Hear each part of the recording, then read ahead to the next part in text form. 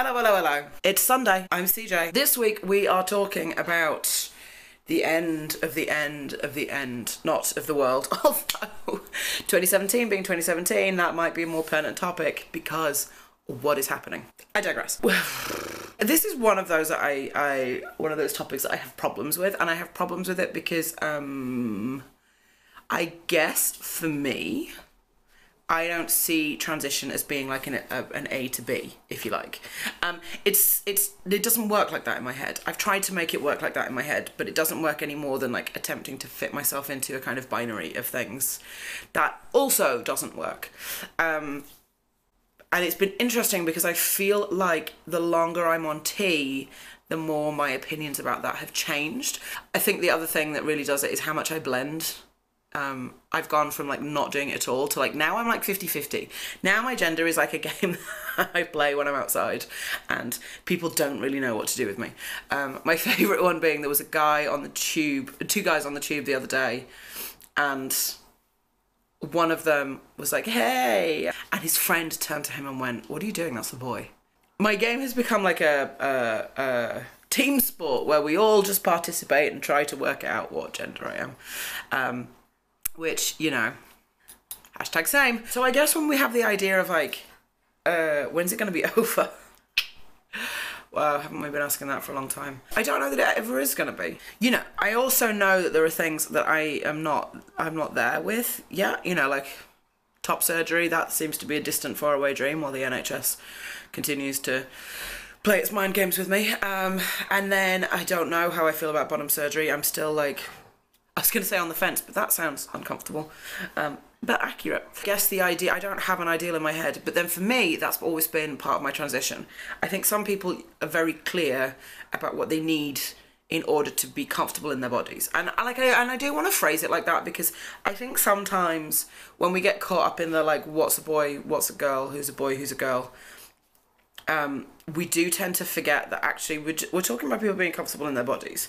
And that's got to be the driving force for anything. So I don't know what the end looks like for me. I think maybe it won't. You know, and this is a conversation I've had with a few friends actually, because I think my closer trans friends are 50-50 split between those who do see an end of their transition, as in they'll have completed something and then their life will continue and they will blend into society and they will be happy with that, and that's all that they want from life is to be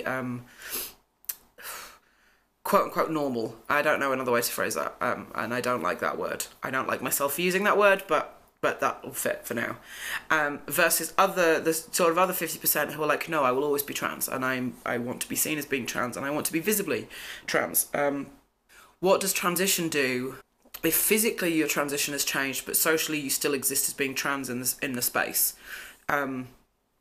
Because that must mean that your transition is ongoing, because also society is then changing and things are moving around, and so, you know, it becomes a much more complicated thing. And I'm not saying that everybody should feel like this. I'm not saying it should be a thing that everybody wants to do, and I'm not saying it's a thing that like you have to do it or not do it depending on how you feel, and that has to be choices that you make and decisions that you are comfortable or not comfortable with, but you have to make up your mind for you. Like, I'm not faulting anybody who doesn't get involved in activism, particularly trans people, because the world is terrifying and it isn't a thing that everybody can do, and you shouldn't feel like you have to, and you're not like lesser than, or there's no judgment call on who does or doesn't get involved in activism. I also think that mutates and it changes the way that you see transition, because the more I do, the more I'm involved with, the more people I talk to, the more complicated my already complicated relationship with myself kind of comes from. And then when you throw the hormones on top of that, you know, there are a lot of upsides to being on T that I am enjoying right now, but there's also the downsides to it. So that's made me a lot more analytical about the fact that, you know, 2.5 years ago, 3 years ago, being on T was like the thing that was going to make stuff okay, and now I'm on it. I'm like, well, it's made some things okay. It's helped with some things. There's other stuff I really don't enjoy. I genuinely don't enjoy not being able to cry, particularly because I literally have all of the feelings and just no place to put them at all. And I really don't enjoy the fact that, you know, 2 weekends a month I feel like I have a cold and then my voice just does a weird thing and I can't really sing anymore, Well, I'm getting there. But, you know, there's complications with it. And that's the other thing of, like, there is no one route. So you might have this idea in your head of, like, this is what I think something is going to be like. That noise, of course, is Pig, who has to now clean his feet while I'm making my video, because he's really supportive that way.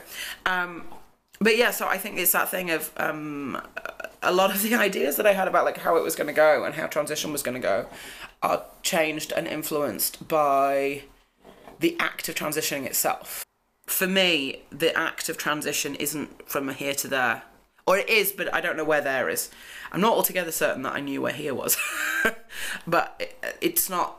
I don't know that it'll ever be over. I don't think it'll ever be over. I don't think things will have changed enough in my world and my lifetime to a state where I agree with what's being said and done.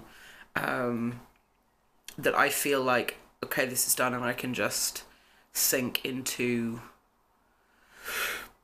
I don't know. I don't even, you see what I mean? Like, I don't know what that other thing is. I mean, I suppose it would be living a life,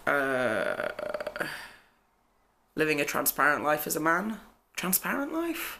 I don't even know what to call it. Because there's sides to that I'm actively resistant to as well. I like the ambiguity, and I don't want the assimilation as much. Because there's a lot of things about... I don't know if you know about white men, but they're not the best. And so it's not a clubhouse that I'm desperately eager to get into. So yeah, I guess it's the thing for me of, like, it's all a journey. And I know that that's one of those things that people say, but, like, it really, really is all about the journey. And also because I'm so... and this might be an age thing, it might be because I'm older than a bunch than a lot of people now when they're going through transition. Certainly, particularly at this stage of transition. I'm not willing to wait for my life to start until I've reached this mythical area that I don't know exists. And that's really my driving force of, I don't know if it'll ever be over. I think I'm comfortable with the idea that it might not be because I'm in my 30s and living here in this space, I'm aware of how much there is to do. And as long as my relationship with myself is comfortable, then I am A-okay with it. I don't know that I think of it in terms of, like, I'm going to get off the bus here and then I get to go have my life, because I'm not willing to wait any longer. I've waited a really long time and I'm still waiting for a lot of things. And so for me, it's just, you know, very much that I'll know it when I'm there, and maybe I'll never be there. And I kind of have to be okay with that. I also wanted to really just say that, like, that is hugely valid. You know, if that's your experience, if your experience isn't, you know, this homogenizing of the trans experience and the trans masculine experience at the minute is something that is really bothering me. And so I guess I'm just here to be like, you can also be a bit different, and that's okay, because you've just got to be you. It's about being you. All of this stuff is being done so that you can be you. People are fighting and campaigning so that you can be you. So just be the you-iest you that you can you. Okay, and that was weirdly uplifting. I feel very, like, go team, and I will talk to you soon. Bye.